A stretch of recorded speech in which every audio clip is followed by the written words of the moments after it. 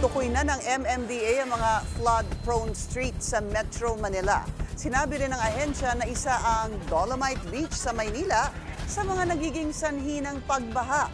Narito ang agenda report ni Paulo Barcelon. Asahan raw ang pagbaha sa ilang major thoroughfares sa Metro Manila ngayong tag-ulan. Kabilang dyan ang buong Marikina City, Maysilo Circle sa Mandaluyong, Espanya Boulevard at Taft Avenue sa Maynila, Araneta Avenue, Commonwealth Avenue at EDSA Camp Aguinaldo sa Quezon City at ilang bahagi ng Muntinlupa, Parañaque at Las Piñas. Ayon sa MMDA, binabaha ang mga nabanggit na lugar dahil sa dami ng ulan, mababang lokasyon at problema sa basura. Bilang tugon, naglatag na mahakbang ang pamahalaan, partikular ang MMDA at DPWH para maibsan ang epekto ng mga pagbaha. Kabilang dyan ang pag-rehab sa ilang pumping stations gaya ng Sabalut, Vitas, Labasan, Paco, Makati at Santa Clara.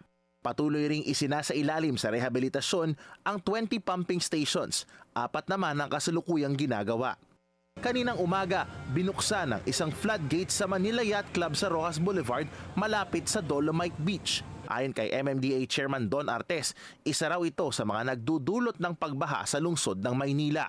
Parte lang po kasi yung drainage system doon sa Dolomite Beach project. Kasi nga, according sa Mandamus order ng Supreme Court, nalilisin yung tubig na dinidischarge sa Manila Bay. Yung tatlo pong outfall, isa na po ito, ay hinarang po yung tubig. Wala pang pahayag sa ngayon ng DENR, ang lead agency na nagpagawa ng Dolomite Beach nung panahon ni dating Pangulong Rodrigo Duterte. Nagsagawa rin ng inspeksyon ng MMDA sa MRT-7 Batasan Station ngayong araw para malaman kung paano susolusyonan ang baha sa nasabing lugar. Para sa agenda, Paulo Barcelon, Billionario News Channel.